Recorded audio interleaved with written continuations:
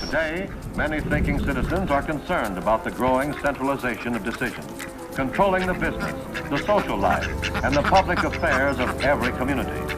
This was not always so. A century and more ago, the local community was far more independent than it is today.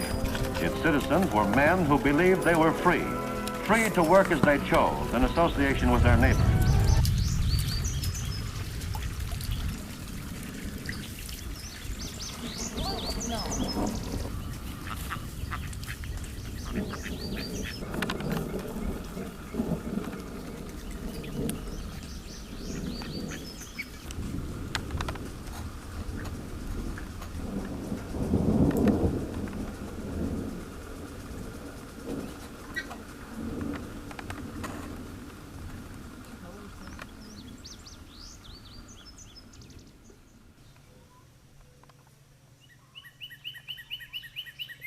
I would contend that right now we're in the dominator culture of the separatist society. And your definition of wealth and success seems to be a exaggerated separation of the event of ecodynamics around you. You're going to have to change your definition of wealth. It's not what we're doing to the planet, it's what we're doing to our minds. Yeah, utopia is nowhere. I know it, all that stuff. But it's what would be considered the most enlightened applied application, enlightenment applied to social society. What do you want to be doing with a lifespan? What is your determination of success and wealth? Well, this is not so much a protest. This is more an exemplary society. We're to serve as example of social organization applicable to the rest of the world. We're green communists, not red communists. They seize the state. You know, live your life as close as you can to how it should be lived, and then die. You know, it's like to live exemplary, not actively. Passive revolution, not active revolution. It's not so much protest, it's suggestion. You know, one can make no condemnation unless a suggestion is given. Okay, I condemn the corporate structure and the competitive economy. I think it should be the village and objective economy.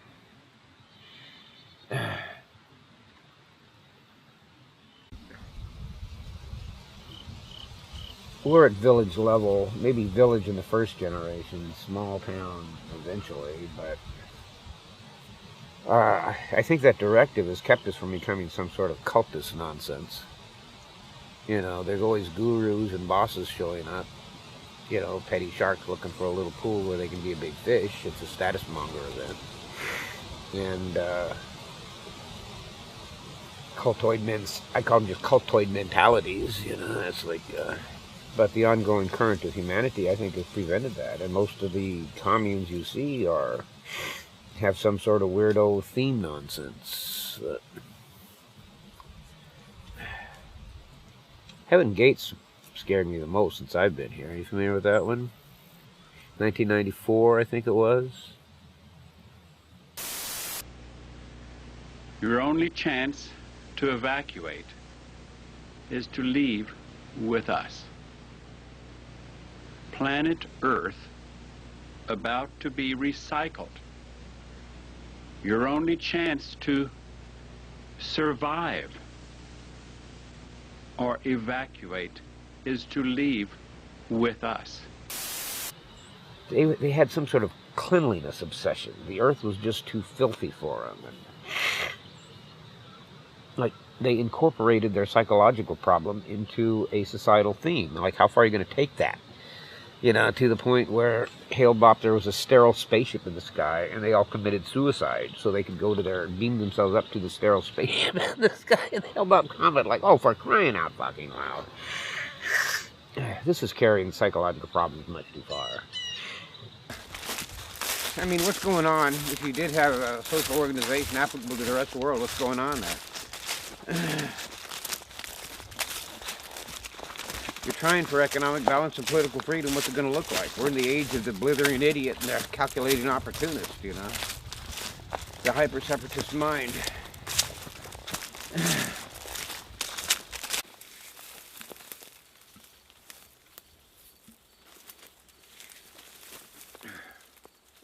Yeah, the early days it was tough. We had to sell the kids to the gypsies just to get by.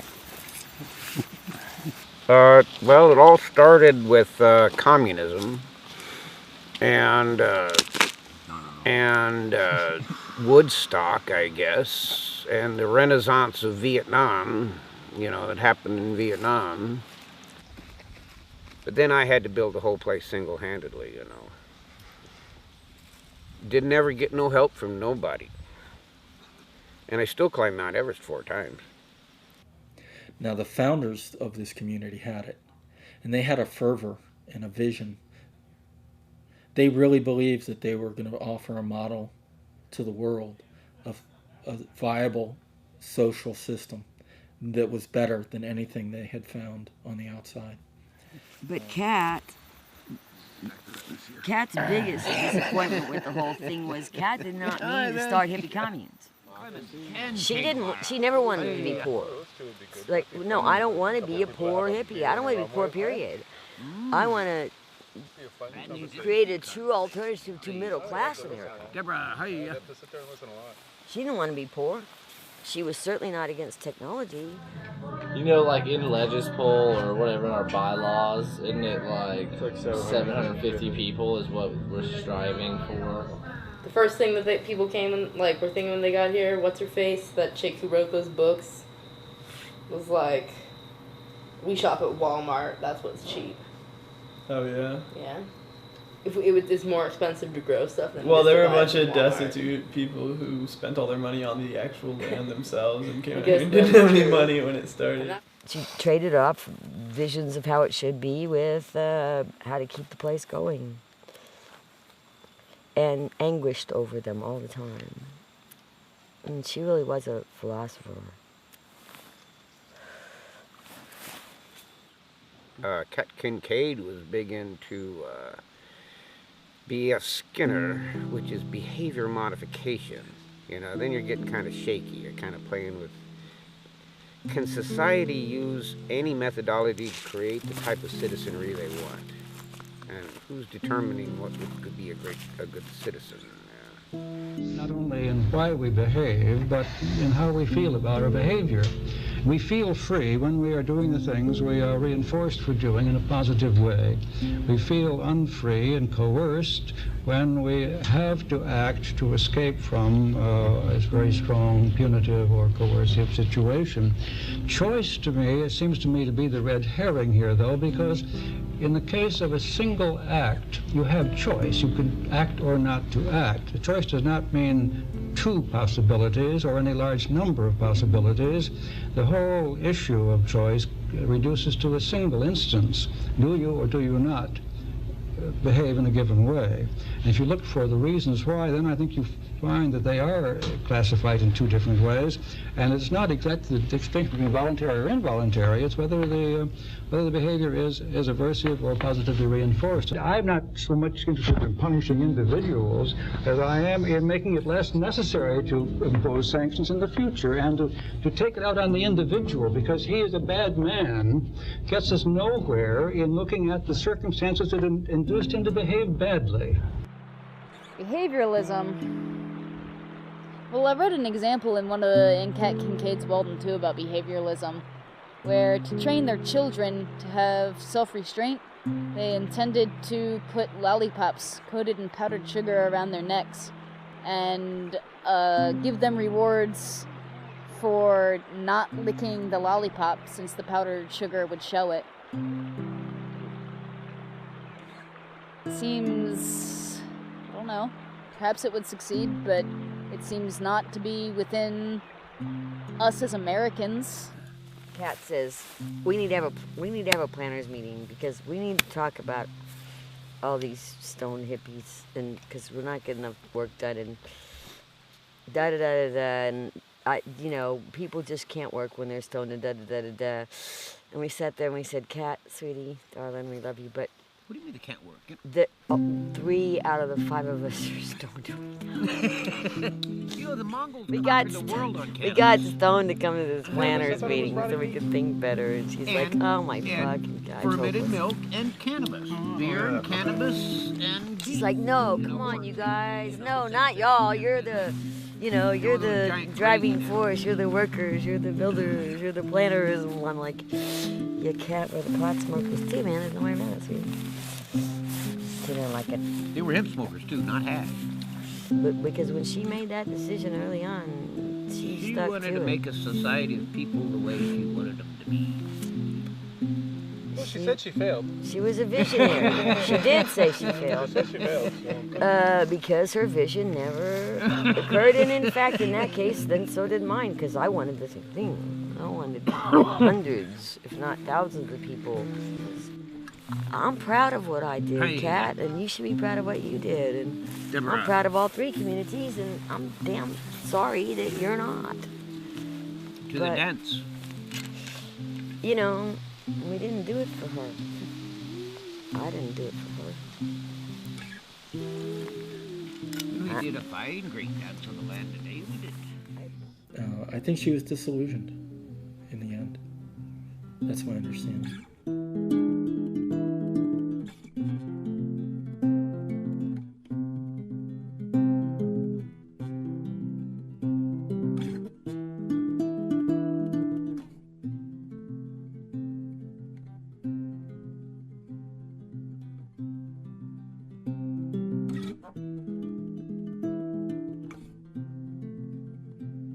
We're having a meeting tomorrow to talk about our boundaries and how we feel about having T1 and internet throughout the community.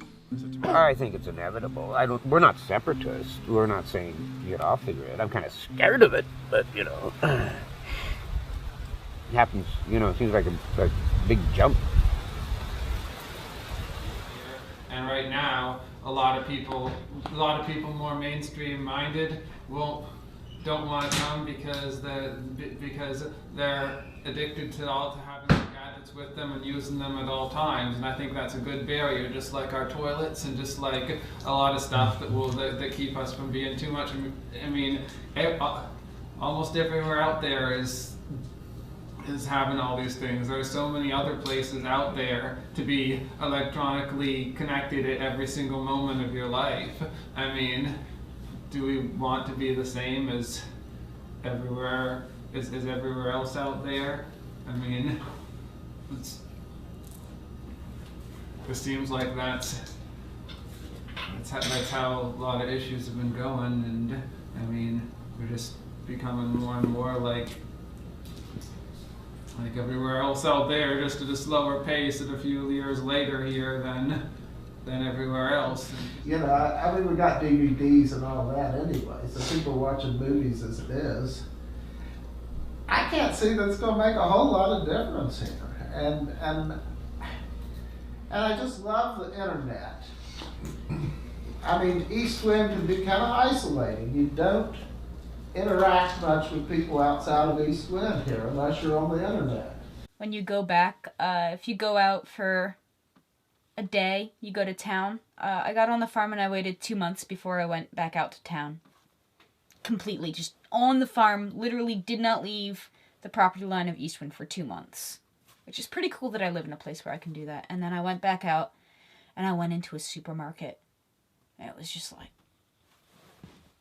I don't know what to do here. There's too many options. There's too many bright lights. It's, there's faces I don't know.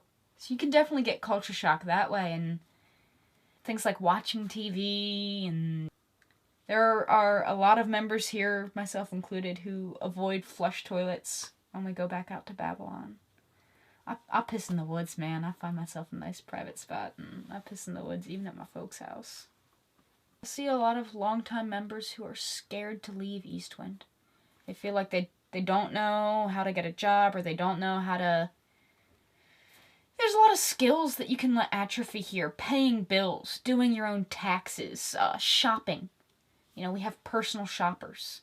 There's a person whose job it is every single day, to take a stack of papers called recs, requisitions, and I can rec a bag of caramels if I want to make caramel apples, and all I do is fill out a little sheet of paper and it just appears in my cubby in the dining hall at the end of the day. So there's a lot of little skills that you can let slip here. And I think that people let that, you know, make them afraid of leaving. But that's no different than anything else. You know, people get afraid of leaving their jobs. They get afraid of, you know, leaving their relationships. You can get trapped anywhere. But a laptop or a computer in your room or not, like not everybody has one.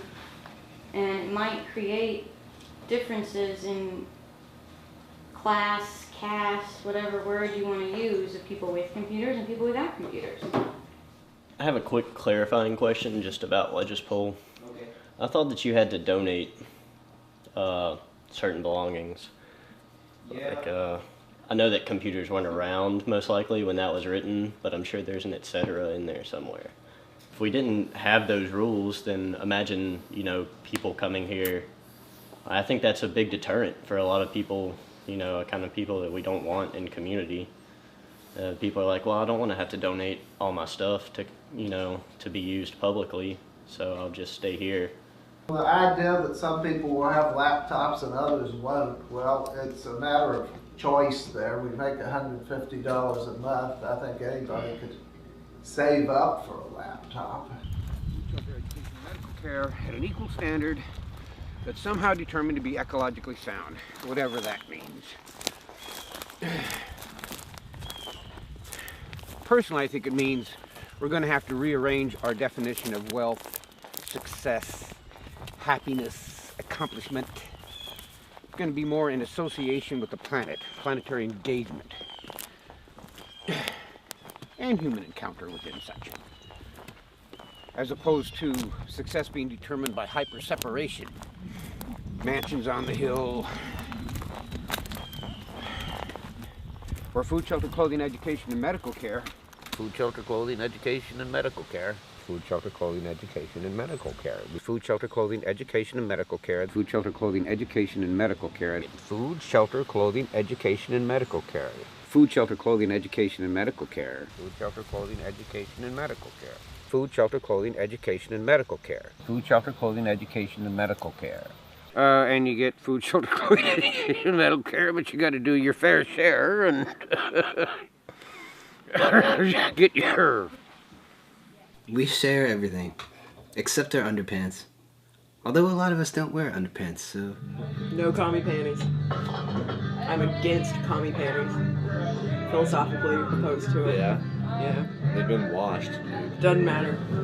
Commie thongs? Nope. Well, that's different. That's different. I'm thinking that most ranches probably wouldn't hire a 100-pound girl that looks like a 15-year-old boy. Just going out on a limb there and saying. And, you know, here I can't get, like, fired or beaten for being queer, so that's pretty cool, too. There's no way that Eastwind or any other community can regulate how large someone's sphere of influence is. Because there are going to be people who are outgoing, there's going to be people who are just strong-willed and able to influence others, and there are people who are going to be shy and not willing to express their point of view as strongly. No one is really able to dominate our culture because of their economic influence. How equal can we be economically throughout this community will always be something that has to be asked and re-asked and addressed and readdressed as we evolve. When you go on vacation, you can make outside income, but then that outside income can only be spent while you're off the farm on this vacation. That seems like a rule to me that probably happened after somebody went off the farm and made some money, came back here with it, and had an economic edge over other people. And so that egalitarian economic equality across the board got thrown out of whack, and this community had to react.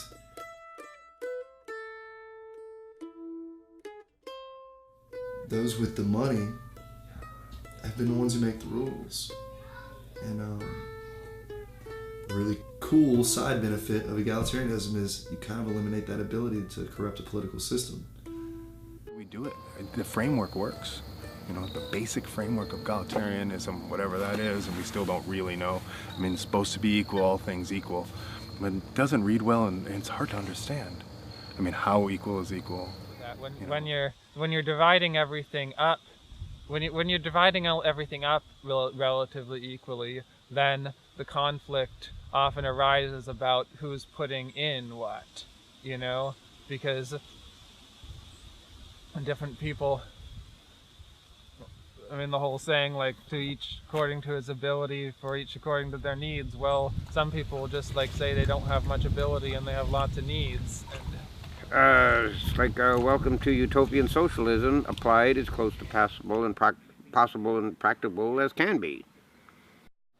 If the vote were constructed such that it's a vote on whether or not we have to have internet south of this building or not, who would vote to have internet south of this building?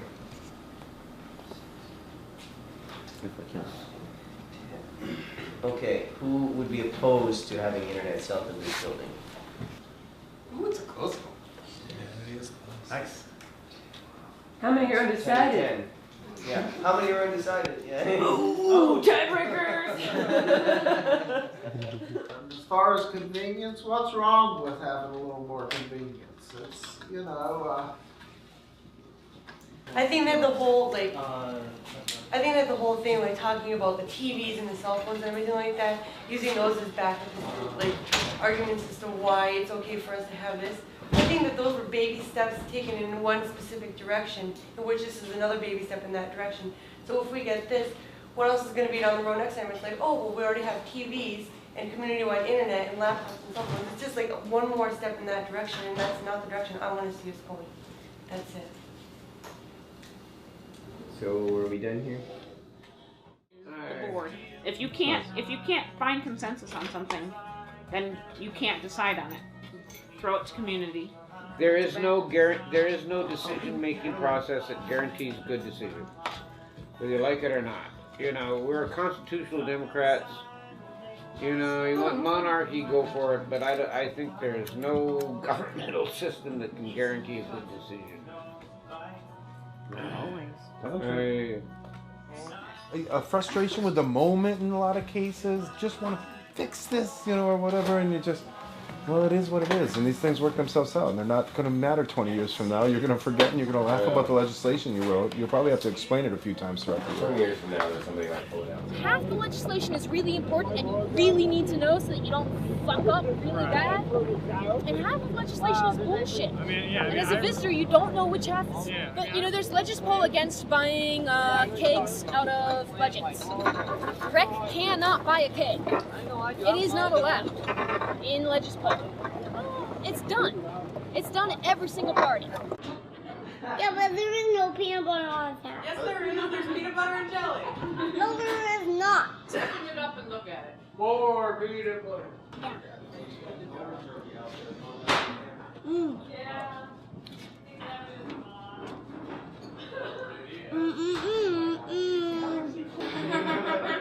Peanut butter jelly!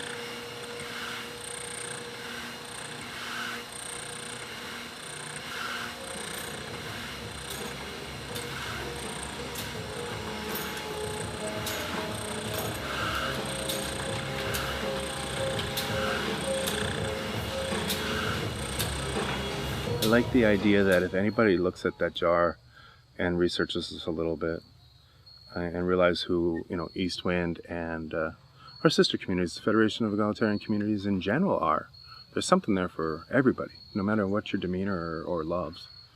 And we just so happen to be the industrial community. I like the idea. You know, we're pretty affluent for a hippie commune, which we're not. We are filthy rich hippies. Some people want a lifestyle that involves needing a lot more money and want to push, and so are wanting to push in the direction of, like, developing and becoming more mainstream, and some people are wanting to do more stuff ourselves. But the bottom line is we're never going to grow peanuts here. So, yeah, if your definition of a sustainable business involves minimizing shipping, then I think we're in the long term going to need to go in another direction. I think what a lot of people don't realize when they don't want to have to work in the nut house, but they want a garden, They can't only do an agriculture-based thing here and only work 35 hours a week. We need a business that makes the money that we do to have the lifestyle of working 35 hours a week. If we want to move towards self-sustainability, which I would love to do, quota needs to be a lot higher than 35. At 35, we need nut butters. I've heard a lot of hobby gardens. Garden's a hobby. Growing our own vegetables and fruits and things, herbs, total hobby. Well, that's You know just that? yeah, that's just the other mindset here, though, is the people that enjoy the cushiness of that the factory and all the money it makes offer, and think that it would be more productive to throw all our manpower there instead of in self-reliant things that aren't as efficient technically, because if we join the global commerce, things cost less. But I mean, the whole point was to act as an example of self-sustainability to the outside world on a smaller scale, so that we could spread the idea of villages back across the world. I mean, because this community doesn't have a vision, right? It doesn't have any unified belief system. So it's difficult for us to have something that's most important to us. Why? I don't mean like both. I meant both. Well, yeah, but we make enough money that we could be buying our meat and not have a ranch. Yeah, I mean, like, they give me $25,000 a year to feed them meat. We could be buying meat for $25,000 a year. Maybe not as much, but we could be buying our meat. You know, money, it gives you space. Well, it's like rope. You know, people say, give you enough rope, you can either, you know, community gives you a lot of rope. Money gives you a lot of rope. You can hang yourself or you can do something really great. Most people have a tendency towards hanging themselves. And certainly no one's in charge. No one can tell me what to do. You know, for sure. Absolutely no one in charge. No one owns the property. You know, so we're all coming from roughly the same space. And it's just a question of how much responsibility you take on, basically. How much power you can have in community. How much are you willing to take? Oh, jitterbug. I can get paid for anything I want to do here. I mean, what isn't there to love about Eastern? Like, if I want to kill a pig and make lard out of its fat and then smoke the bacon and then take the ashes from smoking the bacon and make lye and then combine the lard and the lye and make soap, like, I can take hours for all of that. I can just do it just because I want to. You know? Oh yeah, I happen to make enough for everyone else. It's kind of like when you take a whole bunch of draft animals and you hook them up in tandem. And it's like, at a certain extent here, you do have the freedom to work at whatever pace you choose. But at the same time, you do have to have co-workers, and you all have to work at roughly the same pace, or else, I guess it's really a problem within myself that when I feel like I'm working harder than other members here, I start to resent them. And that's something that I just haven't been able to control in myself. To an extent, we do all trust each other to be working the hours that we say we're working. And when that doesn't happen, what do?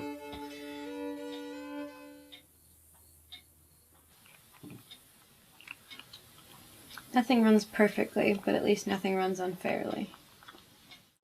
And it can be frustrating to live in a place that's so free, because other people are doing that too. So all of a sudden, you know, you used to have 6 people helping you on the ranch, and then all of a sudden they all decide that they want to go learn how to be ninjas off the farm for 6 months, and there's no one left helping you.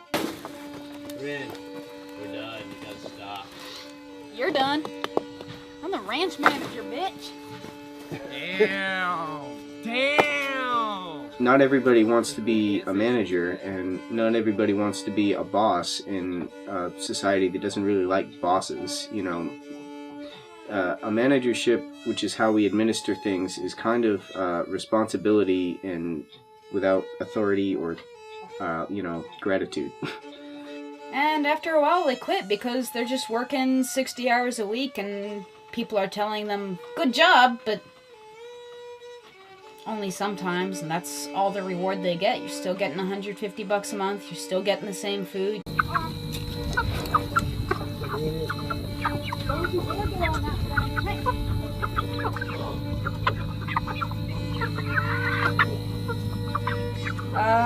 You know, I don't really believe in the soul, but killing things is bad for your soul, I think.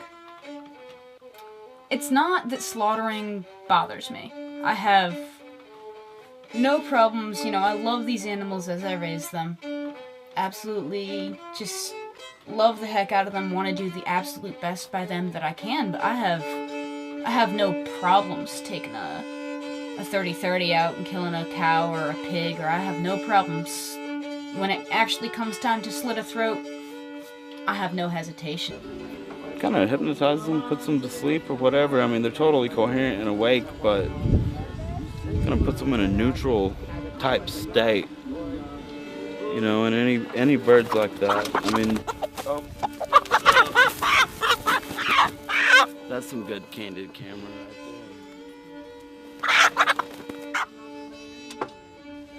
there. Yeah, well, that's a good example. You get to see it all rowdy, trying to get away. And they taste like chicken. They taste like frog legs. Not So for you knew that the two of us were gonna fucking drink anyway. Well, It helps me cope. yeah, that's why I do it. Different people got different ways of coping. That's appreciated. That's why now that I smoke weed, I weed. Right, it makes me not think about it. Soda. There's nothing there for Well, it. and the thing is, like, it does matter I to do me. too. You know what I mean? Like, this does stress me out in a way because watch out, that's fella. what it is. Yeah. Now these feathers So- can stay. We'll just sweep these feathers off after No, they've we're dried gonna out. take them all. This is it for this bitch. I find that after I do slaughters, I need to take time off. Straight up, I can't work. I get off the farm. I don't look at anyone. I don't talk to anyone. I just want to go do my thing for a bit. And that's how I deal with it. Not everyone has a way of dealing with it. A lot of madness ensued that evening. I think that it was the combination of the chicken slaughter and the half-gallon of whiskey. That was absolutely whiskey. Bic is like a Jekyll and Hyde. If we could have Bic and not... If we could have Bic sober without Bic on whiskey, it would be great. We can't have one without the other. I put the fun in funeral. All right. Pick up that chicken leg and come over here. The one you threw at me, where is it? You're clucking crazy. Are you really going to use these? Vic, I swear to We're God. going to use them. We're going to put them down on our come over there. pasture and let them fertilize Let me it. come over there, baby.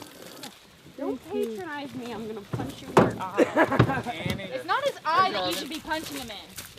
I need a comp punch. That's what I need. Come here, back. I want this to be my pet so I can kill him and eat him. I ended up being violent with somebody that I love, and some people got hit in the crossfire. Not quick enough. He's wise to you.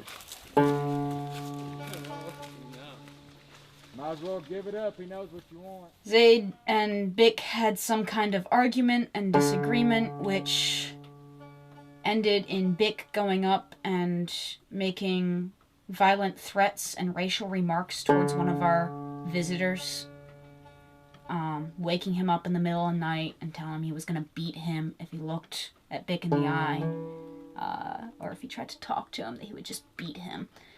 And coming from Bic, that's, you know, a pretty big threat. Bic is a relatively strong guy, and, you know, he painted blood spatters all over his room and stuff. You could kind of see how I would be scared if Bic told me that he was gonna beat me.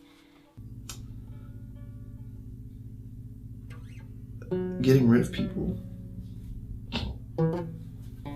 Well, and let me say, you know, other people who's not going to work in this place, or this place does not need to be healthy, would be people who are violent. In our legislation, it requires a vote has to happen on someone's membership, and 2/3 of the full members have to vote for someone to leave. So that's a pretty high bar. It's not on a whim someone can get asked to leave. Oh shit, we're about to have a near-life experience, kids. Near life. I like that. It becomes like this. I'm writing some angry note about some story that I heard about somebody else on the board, and then we're going to go to this meeting and not there's not an opportunity for like actual discussion. I feel like there's not the opportunity to respond in a really authentic way. I feel it makes the stakes really high when you live with someone, because if I'm sitting in a meeting and I call Zayd out, or, you know, anyone else who goes to meeting out on something that they've done, or, you know, something that I think they are, you know, I have a bad opinion of, if I tell them face to face, I have a bad opinion of you, I don't want you to live in my house, I don't want to have anything to do with you, you know, you and I simply cannot continue to coexist. Well, if they don't get kicked out, then you've just burned your bridge with that member. I don't like policy. I like raw, real, human, unique interactions that are dynamic and allow people to grow and evolve and be insane and be who they want to be. And if you know, if somebody has a problem with somebody else that they're living with or whatever, that they deal with it in that way and not in some sort of bureaucratic process. I feel really sad that, you know, I feel like it was really close to being something that could have worked out in the longer term for me. Fuck bureaucracy. The end.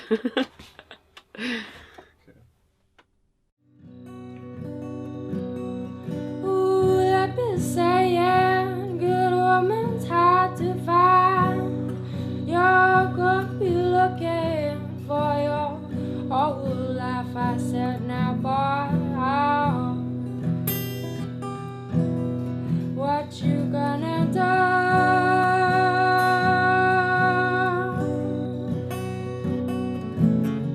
Left me here, nothing but guitar nap and a song. Never fit into any one group in the outside world, and the same thing, I mean, because I think sometimes people think they're being like really different and then just like in a subculture. I'm not talking just so much specifically about here, although that same dynamic goes on here sometimes too, but you see it in a lot of places. People like want to be different from the mainstream and then end up like being part of a subculture that's just as conformist as the mainstream culture that they reject. I think we're a lot like, you know, a lot of Americans. I've been to a lot of places where they're more spiritual and stuff like that, and I think that's a really beautiful thing to base a community on. I don't know if everybody attaches to it the same. I think the idea of having your own spirituality and then having a community that's functional in this way works just fine. I think it does. Can you tie him in a bow? You throw over your shoulder like a continental soldier. Do your balls hang low?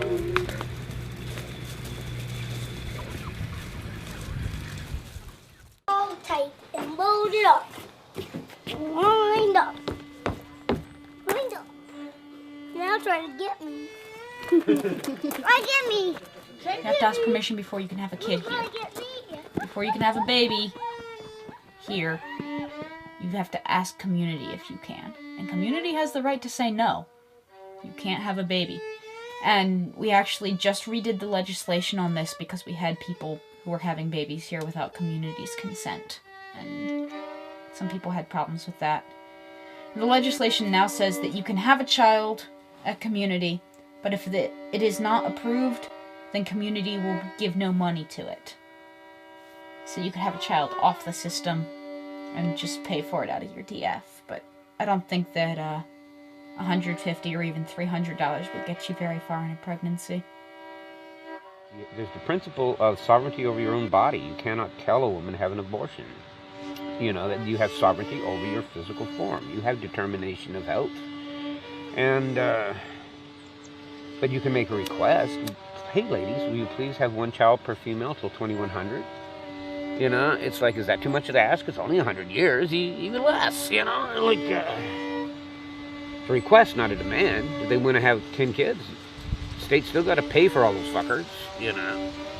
Okay, we call ourselves an intentional community. Therein, what's objective? Well, that's says in the charter, to serve as example of social organization, applicable to the rest of the world, whatever that means. Such a lifespan would be a lot like the East Wind, living your lifespan at East Wind. The priorities. Planet and people is your wealth. Communication, planetary engagement, not so much hyper-separation. I don't believe in the passive communist revolution. I don't believe in any revolution. I'm not here for ideological reasons, so. Hippie commune's tough to live in. There's always a lot of Mansoners and Capones running around.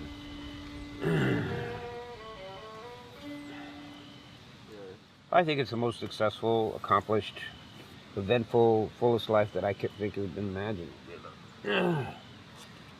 Or you want. Hey, I'm ready for the other side. You know, those Muslims, I figure if those Muslims are right. You're a righteous Muslim, you get 72 Virginians.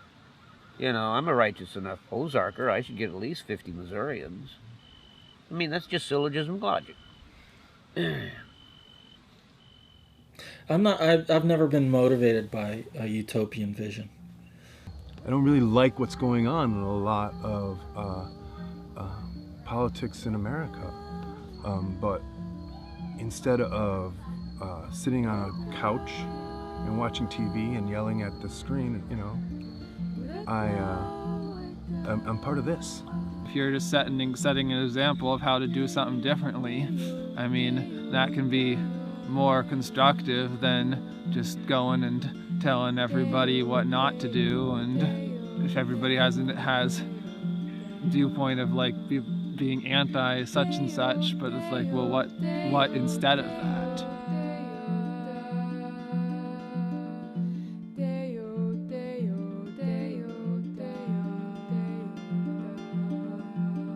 The system works because Eastwind's been here for 35 years and we're still here. We haven't fallen apart.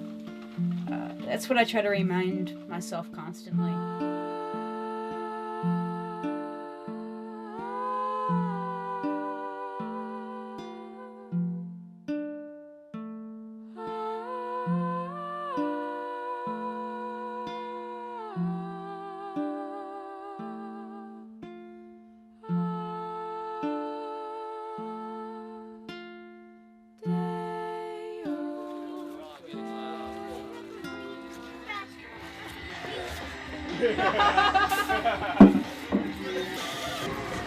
Remember, kids, these are made by corporate pigs. Don't be like them. I'm not like them. I don't sell out, but go buy my new album in stores today. It's great. Yeah. Thank you. Happy Halloween. Happy Halloween. Say thanks, Kurt. I'm the most successful and accomplished lifespan I know of, as far as I'm concerned. East Wind's as much as everything I dreamed it could have been, in you know, 30 years. Beautiful valley. Some people say it's a little bit too trashy looking, but it's still a functioning farm, and a place of human dynamics.